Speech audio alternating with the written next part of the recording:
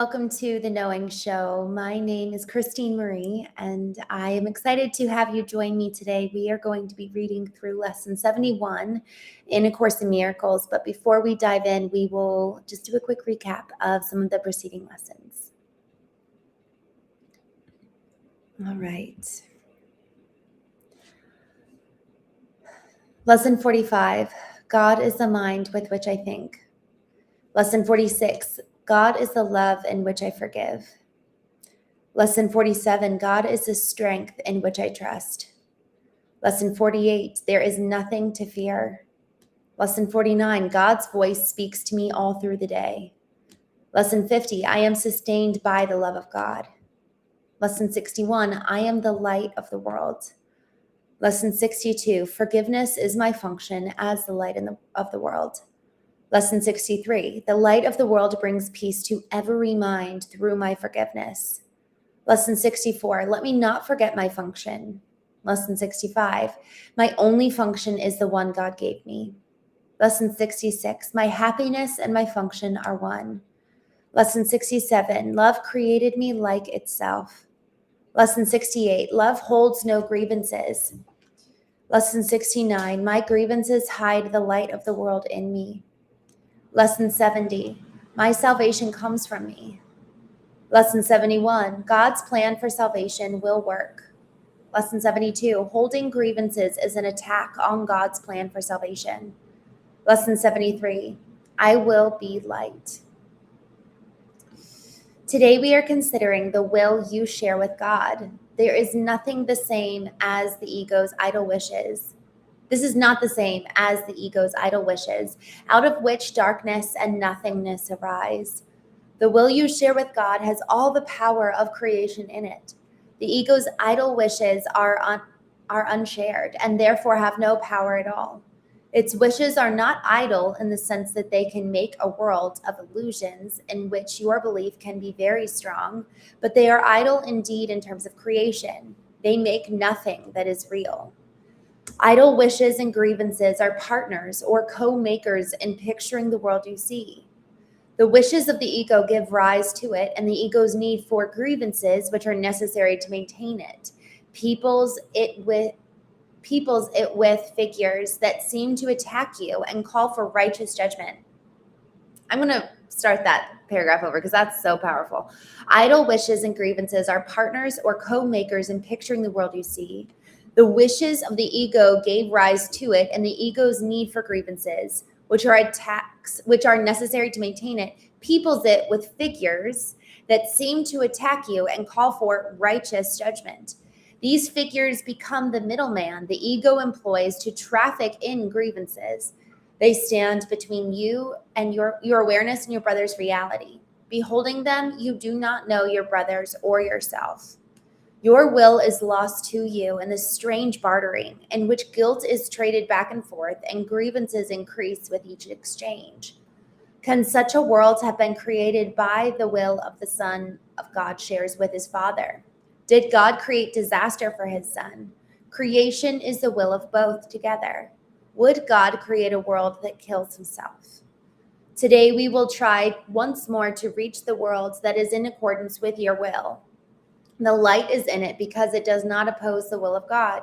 It is not heaven, but the light of heaven shines on it. Darkness has vanished. The ego's idle wishes you have been withdrawn. Yet the light that shines upon this world reflects your will, and so it must be in you that we look for it.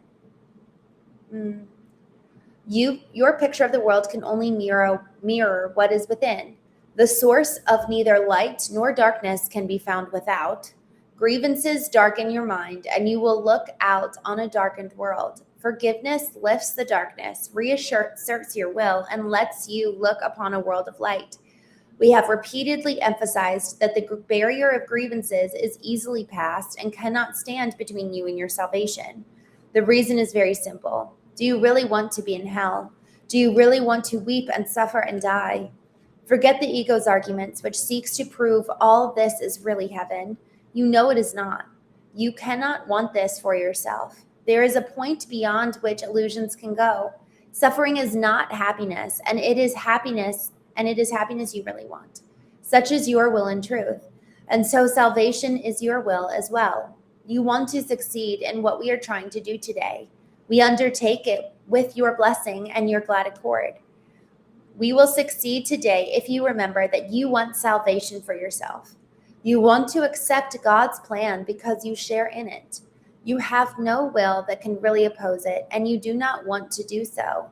Salvation is for you. Above all else, you want the freedom to remember who you really are. Today's ego that stands powerless before your will. Your will is free, and nothing can prevail it. Therefore, we undertake the exercises for today in happy confidence, certain that we will find what it is your will to find, and remember what it is your will to remember. No idle wishes can detain us nor deceive us with an illusion of strength. Today, let your will be done and end forever the insane belief that it is hell in heaven, in place of heaven, that you choose. We will begin our longer practice periods with the recognition that God's plan for salvation, and only His, is wholly in accord with your will. It is not the purpose of an alien power thrust upon you unwillingly. It is the one purpose here on which you and your Father are in perfect accord. You will succeed today, the time appointed for the release of the Son of God from hell and from all idle wishes. His will is now restored to his awareness. He is willing this very day to look upon the light in him and be saved. After reminding yourself of this and determining to keep your will clearly in mind, tell yourself with gentle firmness and quiet certainty, I will be light. Let me behold the light that reflects God's will and mine. Then let your will assert itself, joined with the power of God and united with your will. Put the rest of the practice period under their guidance. Join with them as they lead the way. In the shorter practice periods, again, make a declaration of what you really want. Say, I will there be light. Darkness is not my will. This should be repeated several times an hour. It is most important, however, to apply today's idea in this form immediately you are tempted to hold a grievance of any kind. This will help you let your grievances go instead of cherishing them and hiding them in darkness.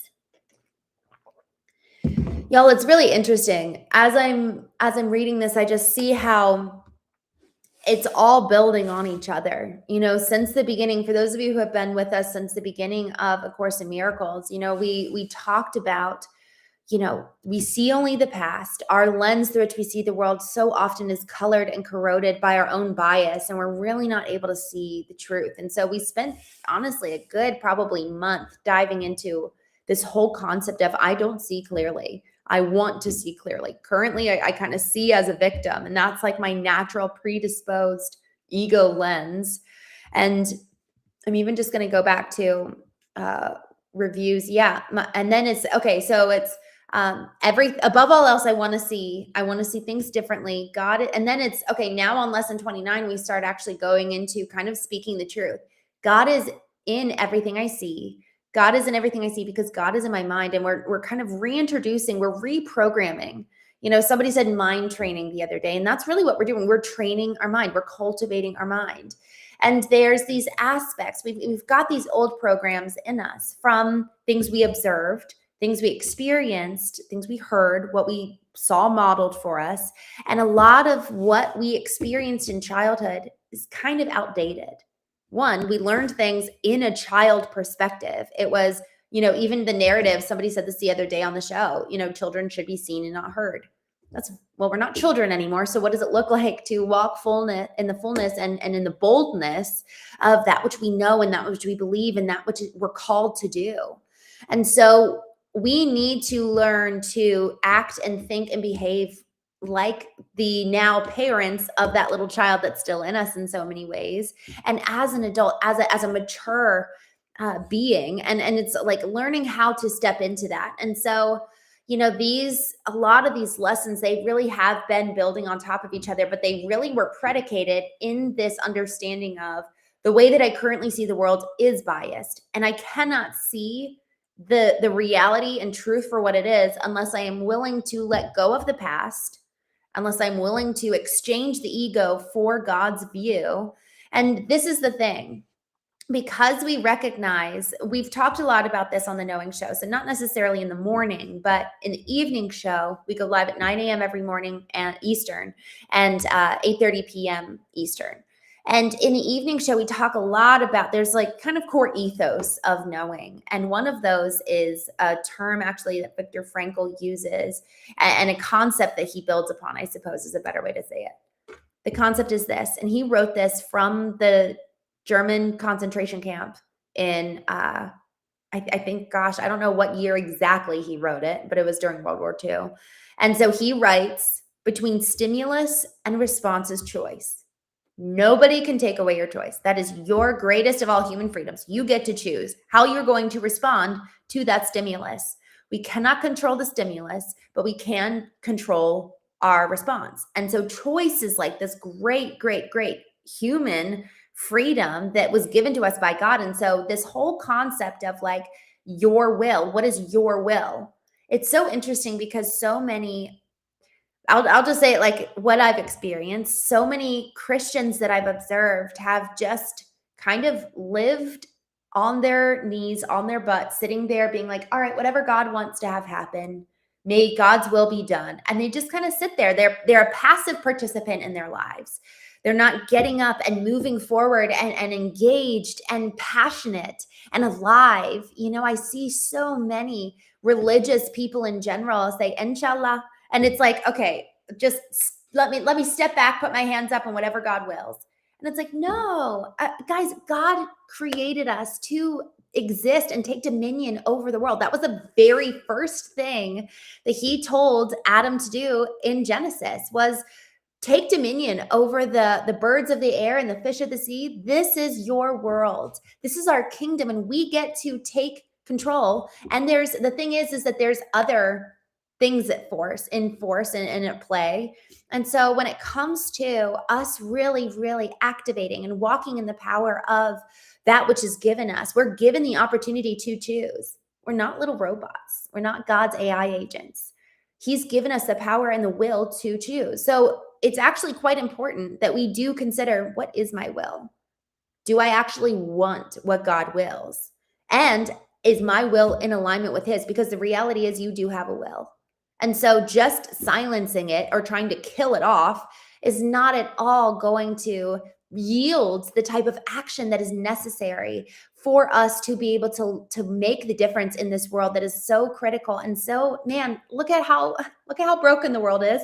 It's also really beautiful at the same time. It's funny to have that very kind of drastic juxtaposition, I guess you could say. Like it's beautiful and broken at the same time. And so I don't know what happened. I just went out for a little bit, but I'm back.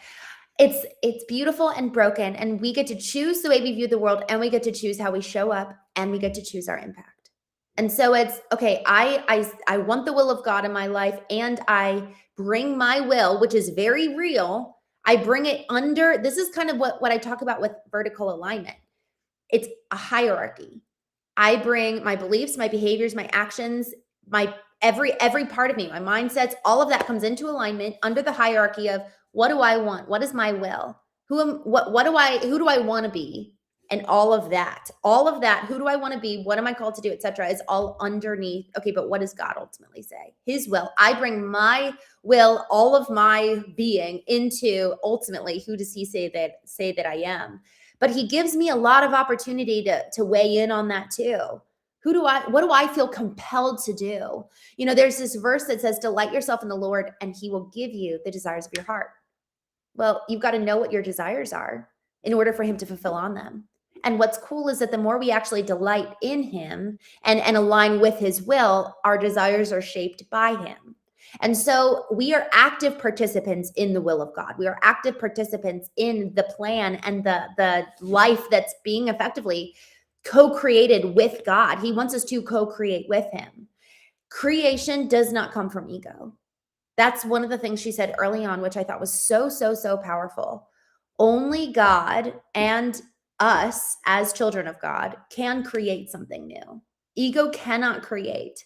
And so that's actually really helpful to realize, because if we're not seeing any source of life or manifestation of creation as a result of how we're living, That's actually a pretty good sign of, am I living as a replica of everyone around me?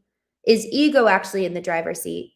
Am I really truly being authentic to who God made me to be? Because creation is the natural overflow. It's a natural result of living as we should be and living as He created us to be. We can't help but create when we're living in the image and as a reflection of our Creator.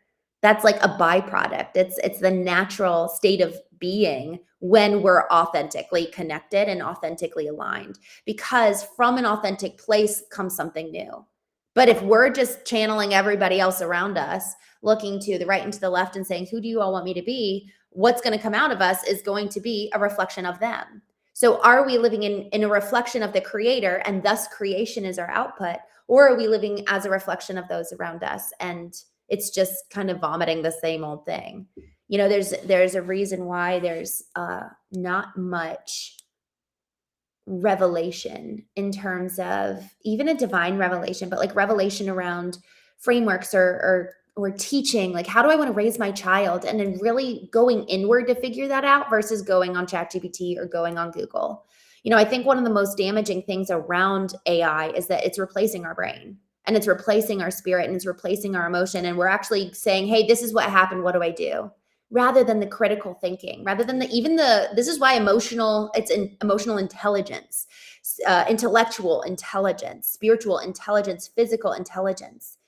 Taking time to really understand what is going on inside of me, being intelligent about that, and then the amalgamation of all of these intelligences come together to form an incredible output that makes you and I different from each other and truly unique from these bots that are coming in. You know, people are like, well, what's going to separate you, the human, from AI?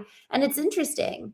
What actually does separate you from AI? People are literally falling in love with these robots. You know, I saw another story about suicide because the bot convinced him that we'll be together in the afterlife. And so he took his own life. So we live in an age where we are all desperate for connection. But y'all, if we're not doing the work to cultivate ourselves and connect with us, connect with the Spirit of God in us, we have what we need in so many ways. And then we can go outward and then truly connect, because we're actually a real flesh and blood. You know, I felt like I had been living as a phantom for so many years because I hadn't taken the time to cultivate myself. And so when I finally did look in the mirror, I just looked and saw like, oh, I'm just being like everybody else. I'm just like a mime, you know, those mimes that hold up and do exactly what you do. And so I guess my question for you is, how much are you creating in your life, and how much of what you're producing and is coming out of you, a consumer type of approach to life or a creator type of approach to life? Because y'all, if we're holding on to grievances, if we're letting the ego be in the driver's seat, we're not going to be able to create. We're not going to be able to walk in the fullness of the human that is you and me. Otherwise, we're just going to be no better than these AI tools. And it really is true. We're seeing it more and more. And AI robots are coming. It's crazy. It's crazy what's happening. It's going to be beyond what we can imagine, I'm sure. And there's no better time than to cultivate the human than now. So with that, I just want to jump here in the chat. I know that normally I don't think we've ever talked about AI on these morning shows. So I'm glad you guys are hanging out with me. Monotone Runner, good morning. I'm so glad you're here. He says, did I miss the part about what is love? I don't think we talked about it this morning. We talked about, we defined terms actually last Sunday. I think we did a show around unconditional love. The way that I define unconditional love is, well, first there's 7 different actual words for love. And I'm actually going to pull it up on my phone. I realized this, that in the Greek, there are 7 forms of love. And in the English language, there's 1. And it's, man, talk about confusing. I am going to read 7 forms of love. I learned that if I open any other tab on my computer, it like gets all crazy. So I'm going to look at this on my phone, and then I'll read this to you. We actually did a show around the 7 different types of love a couple weeks ago. But here's the 7 different forms. Let's see. Eros is the romantic, passionate love, and this is like of the body. To the ancient Greeks, this physical, desirous love was quite dangerous. As you can probably imagine, the human impulse to procreate is powerful, and Eros is a sort of love that is easy to lose control of. And then moving down to philia, affectionate, friendly love, and actually in Pennsylvania, Philadelphia, the city there, it's hearkening to this. Philia is friendly love, those soul to soul bonds, so to say. It is encouraging, kind, affectionate, and everything that makes up true friendship. It is entirely platonic, yet sweet and meaningful. Storge is unconditional family love, familial love. I love that. This is like between the parents and child in so many ways. It is protective, kinship-based love that embodies approval, sacrifice, and acceptance. It is a strong bond and fondness that is built out of a familiarity. I love that. Agape, selfless, universal love. Agape is one-of-a-kind love. It is an empathetic, selfless love for others that includes a love for God, nature, strangers, and the less fortunate. It does not depend on familiarity, as does storge, but instead agape has links to altruism, which is understood as an unselfish, genuine concern for the welfare of others. When we're talking about unconditional love, we're talking about the agape love, which is actually usually referred to in the scriptures. But I'll keep going for the other few. Ludus is playful, flirtatious love. It's kind of like when you're in that 18-month stage before you really commit to the person, but you're just having kind of that no strings attached, but man, it's like very fun and playful, which we all need. Pragma, committed, long-lasting love. And this is really, honestly, this is like what you see in long-term friendships, long-term marriages. It's the commitment and endurance, companionship, sharing similar hopes for the future. I love that. And philautia, self-love, which is so interesting. You know, this is, I think, where society today has actually confused the concept of self-love as bubble baths and boundaries as an excuse of abdicating responsibility. What they mean here is it's what the ancient Greeks saw as a healthy, necessary love for oneself that made it possible to give and receive from other people. So this self-love is actually, this is why the golden rule is love others as you love yourself. And so, or I guess that was like the great commandment, love others as you love yourself. And so y'all, it's predicated on the fact that we love ourselves. It was actually very natural to have a healthy type of self-love, because then once you have that love, now you can not just give love, but you can receive it.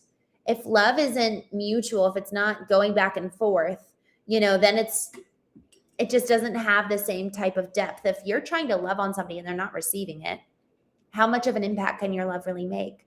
So self-love is actually allowing us to be open to receive the love that our partner has for us, God has for us. And once we can receive the love of God, then it can flow in and now through us. So this is an interesting question. Can we have agape love apart from having flauta? Maybe flauta is actually the very first type of love that we need, because if we can't receive, that's the thing. And y'all, I actually experienced this. I think that this is why knowing really radically changed me, because I had spent so much of my life oriented upward and outward to God and to everybody else. And I had ignored myself entirely. In fact, I actually really shamed who I was. And I held kind of a judgment for anybody who really invested in themselves. It just felt selfish. And so when I went through, you know, my life falling apart, and I was like, okay, I've got to look in the mirror. What did I do to contribute to my life falling apart? As I did that and finally like looked inward, I came to realize like, oh, this is who I was created to be. This is how I've abandoned myself. This is what it means to recover intuition and connection with that kind of inner voice. And as I started to do that, as I opened up, I could then receive more from God. And I actually got to know him too, so much more of an intimate way. But when it was solely, what could I do? And like, basically sending things out to, okay, God, I'm going to pray to you. I'm going to love on other people. But now when I actually go inward and open up, now I can receive love from God. And that actually was that predisposed me to then be able to receive love from others. But I had to go inward first. And so it was just a one-way relationship between me and everybody else. I never received anything from anybody. And so that is such an interesting concept. Like, the reason why we must have that kind of love is so that it fundamentally opens us up. It softens us. It like breaks down the walls that we've built up saying we're not lovable, we're not worthy. And it fundamentally opens us to receive. And once we've received, we can then really give from a place of fullness. So to your point, that's love as we're talking about it.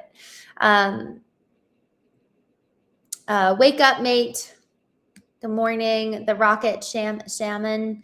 I'm just going to scroll down because it looks like these early chats. We'll see if we get more quality chats in the bottom. All right. I'm going to put some of y'all on time out.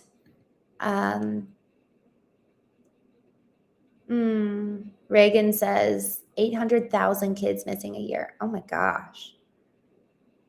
Dude. Brian, good morning. I'm glad to see you. Penguin says, how many years did you live as a phantom? I was 28 when I felt like I kind of woke up, so to say.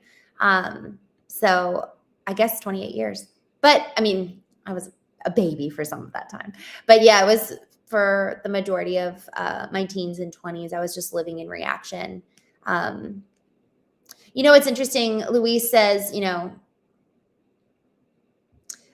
somebody killed themselves because AI said something woo. I think that there's a lot of loneliness. And so AI is actually filling a gap for so many people because we're not connected to ourselves. We're not connected to others. We're not connected to that love of God that really can bring change. And so in so many ways, it's almost understandable. It's tragic, and it's understandable considering the type of devastation that a lot of people are in right now. Not being able to self-source joy and self-source comfort and self-source love, So I actually love, Monotone Runner, that you asked about the love aspects, because I don't think we can remind ourselves enough of those 7 different types of love. And then challenge ourselves, okay, what type of love am I leaning into today? And am I really sourcing love from God, or am I trying to rely on my own strength, so to say? So, all right, just scrolling down here in the chat.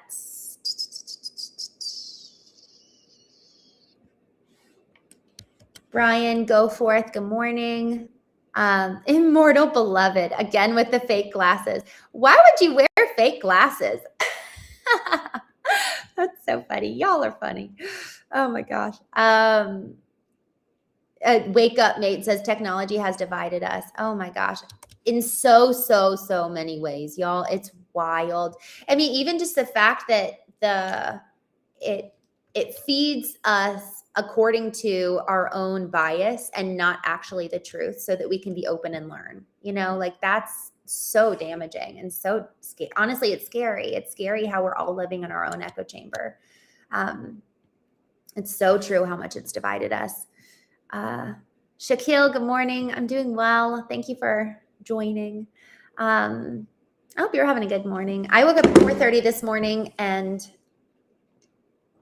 it's been nice to kind of like get my mornings back. So I'm feeling excited. The next big thing, no, we're live. Good morning. Kenzen, good morning. Marcus, thanks for hanging out with us. Irv Peace 78, good morning. Dewey, hey, thanks for hanging out. Bear the Conqueror, I am more than happy that you're here, but we don't talk like that. Big Fish says, I need help. Oh, tell us how we can love on you today. Nira, I'm going to put you on timeout. It doesn't seem like you want to be here. It's funny. Sometimes I'm like, why do you hang out with us if you don't want to be here? Faith over doubt, Hollow Knight. So good. Bang Top, good morning. I'm glad you're here. Oh, I love this. Wake Up Mate says, God watches over me. I'm not dependent on his love. Oh man, I really am so grateful for the love of God.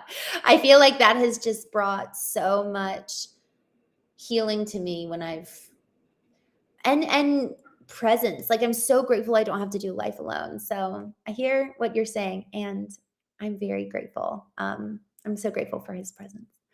The next big thing, 1393. Good morning. I would be surprised if this lady replies to chat even once. I hope you're surprised. Abdul, good morning. The Rock Shaman, good morning. Unknown, Lordy, Gort.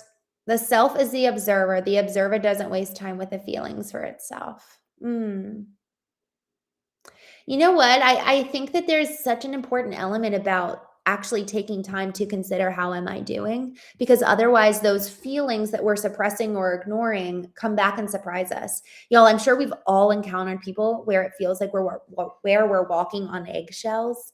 And it's usually because they're actually not in touch or in tune with what's going on inside of them. That does not mean our feelings win the day or our feelings take precedence over what is going on inside of us, and like they're not the ones in the driver's seat. But if we don't know, we're likely going to be caught off guard and act out of alignment. So there is an important element to knowing. The next big thing says, "Oh, maybe you were seeing chats from a long time ago." I know. I'm catching up on the chats. Explorer, good morning. You say, who is your next guest, so I can prepare my questions. I love that you have questions for the guests. That's so cool. Thank you for that. I have oh no, I'm on her podcast. Never mind. When is the next guest? I don't have a guest until, I guess, oh wait, oh no, he's 2 weeks from now. Okay. I have a guest Thursday. So we've got a couple of days before a guest. Ooh, this guy is cool. Oh, I'm so excited. I'm actually, Explorer, I'm going to put his name here in the chat for you. I'm assuming you pronounce it Michael, but it's spelled interestingly. Avatar. Michael Avatar. And he's coming on Thursday. Oh, no. He's got there's this like 2 last names. Okay. I'm going to do this again for you. All right. Give me a second. Explorer. I'm going to put this back in. Okay. Michael, y'all, we will have guests on the evening shows. Sometimes we'll have people join during the day. But for the most part, I'll go live in the evenings alone or with a guest. Kenzen, one of the problems is in silence you find truth. Now distraction is within our hands. Constant bombardment without reflection is like being in a boat without oars. Dude, that just gave me chills. I'm going to read that one more time. One of the problems is in the silence you find truth. Now distraction is within our hands. Hot dog. Constant bombardment without reflection is like being in a boat without oars. Man, that is so good. Being in a boat without oars. That's so true. Oh my gosh. Just scrolling down. Hello from Portugal. Good morning. Vulnerability expert. Are you on 2 different channels today? Yes, I am. I actually am starting to do just the evening shows, just on Christene Marie. And y'all, for everybody on the Knowing podcast, you can go over to Christene Marie because we're going to start moving everything over. I think I'm still trying to decide. I think I'm going to continue to do the morning show on both because I've been doing both for so long and I probably shouldn't have done that, but oh well. But on the evening show and where we're going to start the community here pretty soon, it's going to be on Christene Marie _knowing. What does my shirt say? It's my friend's brewery. Beer is better together. That's what my shirt says. I guess it's backwards. But my friends have a brewing company in or a brewery in Texas. They started it in San Antonio, and then they just launched a new one in Boise, Idaho, which I need to go visit.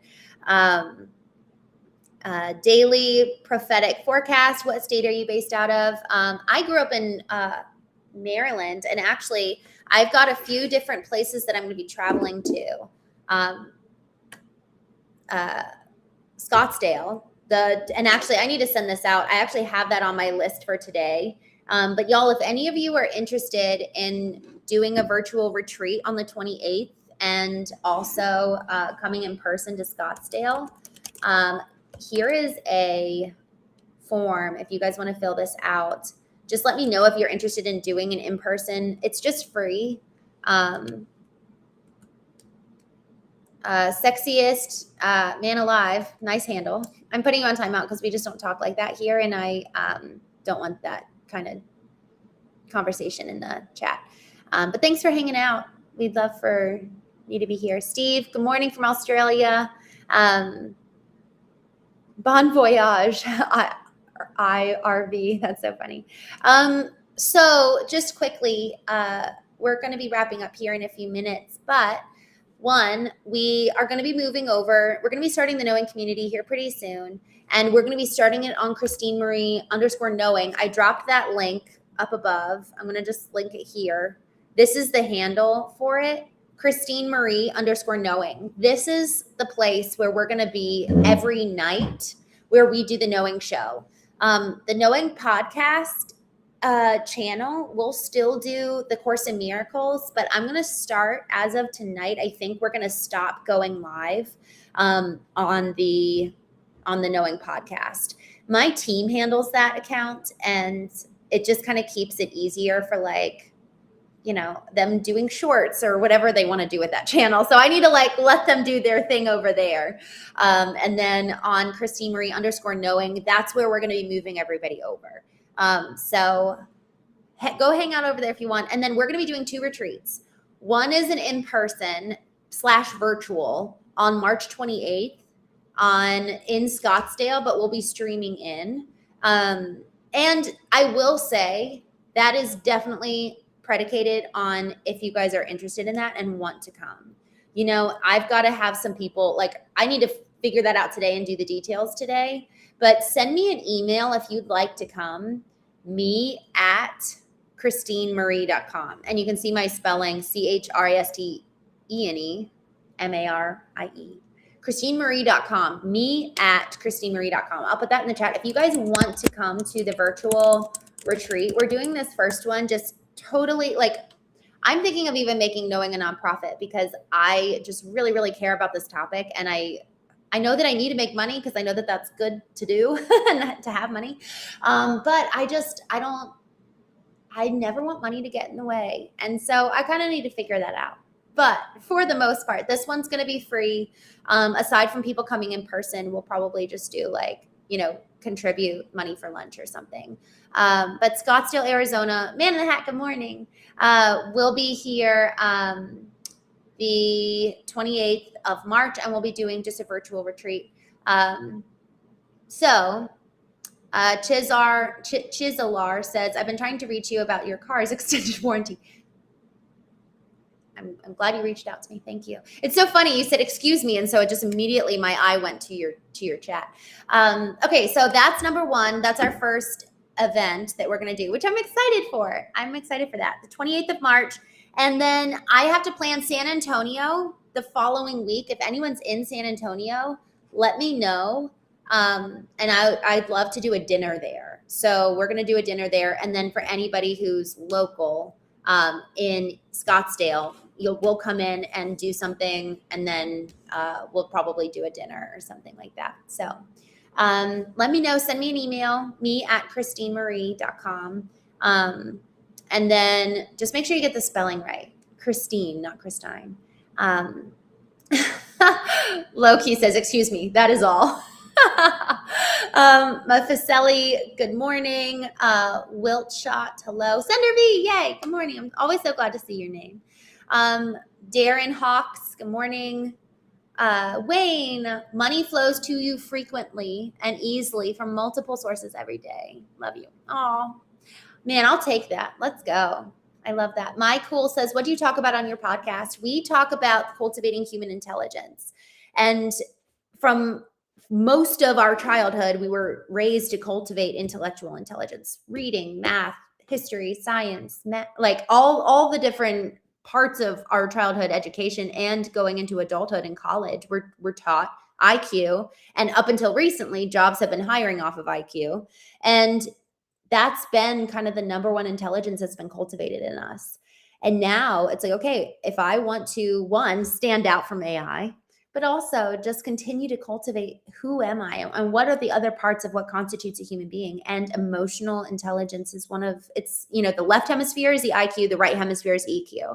And taking the time to really understand, my gosh, there's these two parts of us that are so important. And if one is way over cultivated, the other one is going to suffer. So much of our EQ is when we're engaging in relationships. When have we ever had success when our child is crying and we go in and try to reason with them? That doesn't work. Usually it's, hey, come sit in my lap. Let's calm down. And then we'll talk about it. Same thing with our partner. If somebody's pissed off at us, it's usually not helpful to just totally try to reason without first listening and extending empathy. So empathy is rooted in emotional intelligence. Being able to activate both parts of our brain is so, so, so important. We talk about that on the show. We also talk about two other intelligences.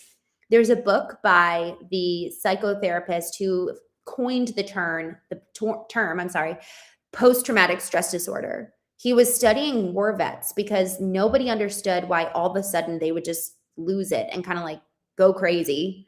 And a lot of war vets after Vietnam were ending up in mental hospitals and institutions because people didn't understand that the body keeps the score. The body retains data. The body retains trauma. And until you work through it and move through it, you're really, really going to suffer. And so one of the things that's really interesting is that our body has a physical intelligence. It has data that it recalls and remembers. And so as we are looking at intellectual intelligence, emotional intelligence, physical intelligence, we also have spiritual intelligence.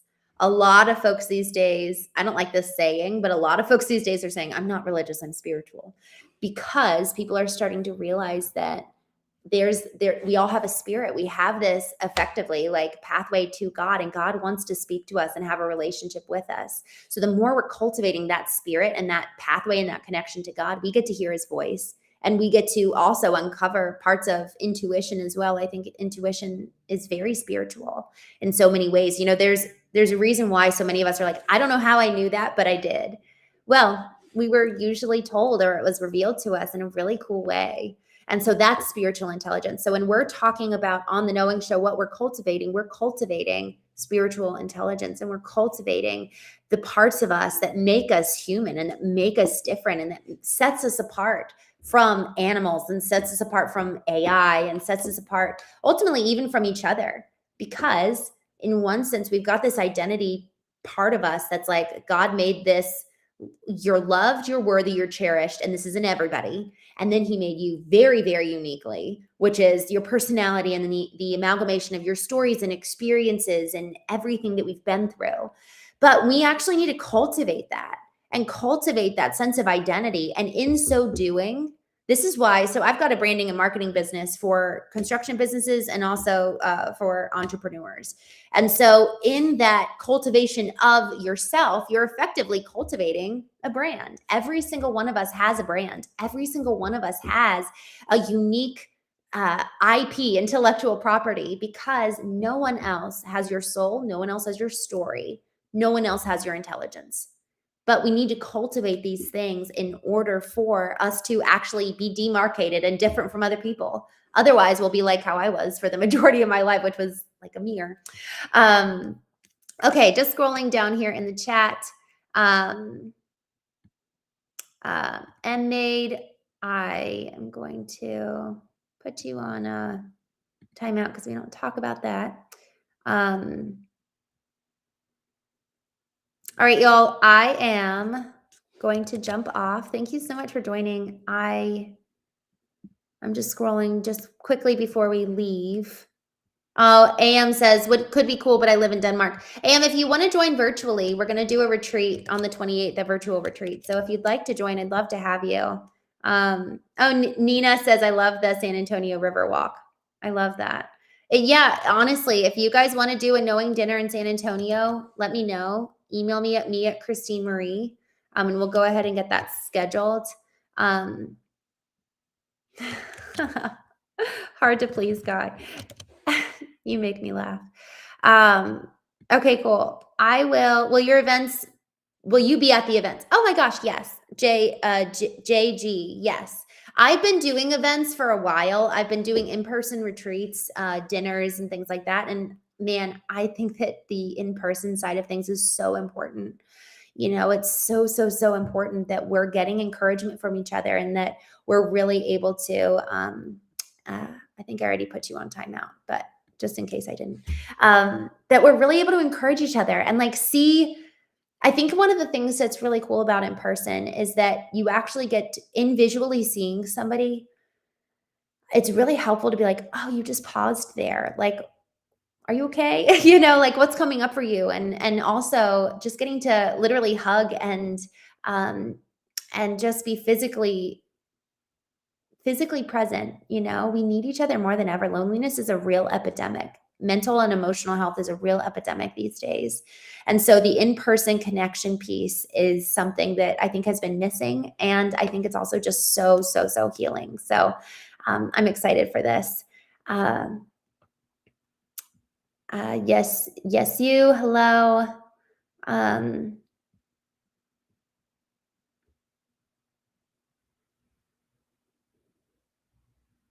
just looking here in the chat.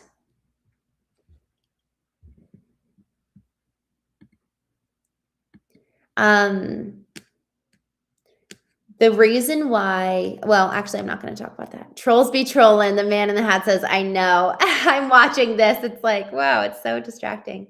Troublemaker, thank you. Have a blessed day. FR3, have fun and stay safe. Thank you. You too. All right, y'all. Thank you so much for joining. Javier, hello, hi from Germany. Thank you guys. Thank you for those of you who are coming in and like adding value, adding value and being kind. I appreciate it. Y'all have a wonderful day. Happy Saturday. I hope you have a wonderful day. I'll talk to you tonight at 8:30 p.m. Eastern.